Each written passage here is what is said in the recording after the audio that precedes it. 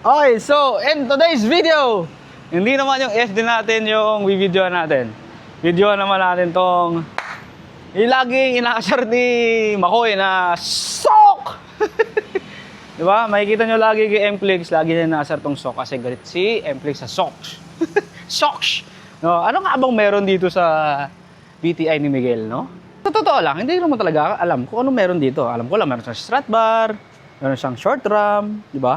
Pero yung kaloob-looban, parang hindi ko alam eh. Pero syempre, alam niyo may mga EK, may mga ano, yung mga anti-theft na ano yan eh, na security no? Di ba? Kulang na yung isa. Normal yan sa mga EK, no? Normal yan sa mga gantong edad ng Honda.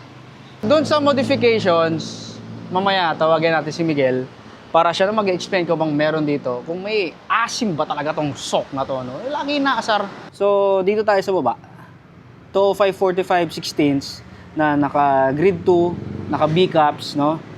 Tapos nakapalit na rin ng 16CL siguro to. Itong preno na yan. Yan. Tapos naka ano yan, naka BC coil over no?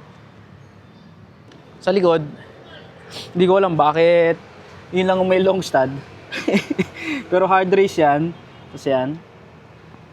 Naka-federal siya ngayon. 205/15. 205/45 pa to? Ano ba to? Sabi ko kanina.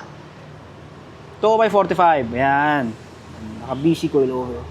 Tapos, naka-semi ano to? Naka-semi hilamos na kasi hindi natuloy. May mga parts dyan na hindi pantay-pantay yung kulay. Tapos, syempre, pagka EK, kailangan ka tinakatok yung, ano, yung bubong. Ang alam ko kasi naayos itong bubong eh.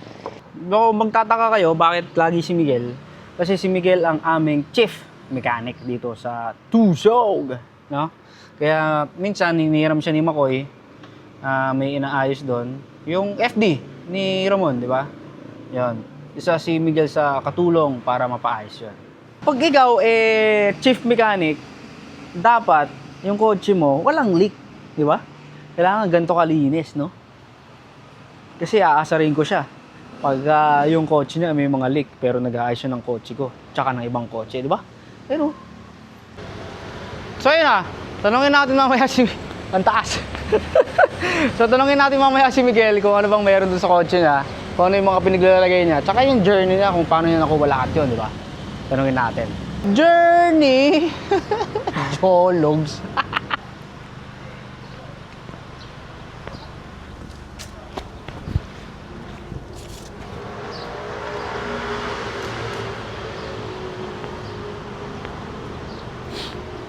So, big shoutout sa Ardeca family namin, tsaka sa Nishimoto family. Ilang months din yon, kaya maraming thank you sa opportunity. Ang galing nun. Ang galing ng mga ginawa natin, no? Grabe yun. Ito na si Miguel, no? Siya na yung mag-explain kung ano yung laman ng kotse niya kasi mas alam na yun. So, ano bang meron dito? Bukod sa microfiber, meron kang Bluetooth speaker. Wala. Stock PH16A. Stock yung block tsaka yung head. Oh! Pero naka-adjustable cam gear na VMS. Naka strut bar. Kita naman Tapos naka manifold na galing V16. Putol dugtong. Okay, paano yun? Puputulin. May part na puputulin kung saan magtatapat yung runners nung manifold to. Ang galing talaga ng mga gantong Civic talaga, no? Ang dami nangyayari, no? Ang galing eh. Ano daw yan? Old school upgrades. Okay. Type R na throttle body, tapos big hole na IACV. Wait lang. Type R na throttle body, may pinagkaiba? Malaki ba? 62mm. Mas malaki na konti sa B16. So, mas okay yun? Mas okay. Okay. Ano pa? Sabi nila, more air, more power. More air, more power! Tapos, injector, galing K20. Yan lang. Injector na galing K20. Naka-adapter lang. Pwede pala yun? Oo. Ano yung plug and play? Oo. Pakita na naman tayo sa word ng plug and play. pero kailangan mo ng adapter o yung top hat na tawag nila. Sa Trani mo? S20 na B000. S20. Short gear ratios tawag nila. Okay. Tapos Ninja na 421. 421. Di ba meron pang isang ganyan? 421 na ba isa? Yung 4-1. 41. Ano pinagkaiba nun? Eh, sabi nila, sa arangkada, yung 4-1, ito sa mid tsaka dulo. Sabi nila. Oh. Ito kasi, nakuha ko lang mura eh. Shop kami ni J-Lo. Full exhaust. Kaya pala. Hindi kasi kailangan ni J-Lo yun sa akin na isang headers. Para mas mag-power yung kanya. Exhaust. Naka 2.5 na.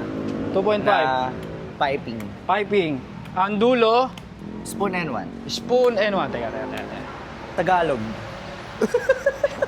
Yan. Na may lusaw na bumper. Na-enjoy nung New Year. So, ilang taon na sa'yo to? 3? Pagpasok mo sa Tusog, meron ka na nito?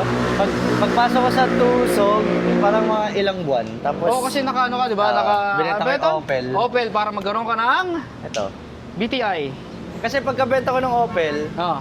inalok sa akin to nung tito ko kasi kailangan namin ng sakyan. So ito sinayos-ayos mo na, ano? Ah. Sa cambio, may ano ka ba ron? Wala, ano lang, short throw na Short cambio row. lang. Pero Short hindi kita row eh, na kasi cambio. OEM lang yung itsura niya. So ayun na yung isang daya. Ang daya mo! Wala, ano lang yun, short travel lang ng cambio. So ayun na. Tapos may bala ka bang maglaro ulit sa FTW? FTW pwede, pero Ano bang sunod na laruan mo?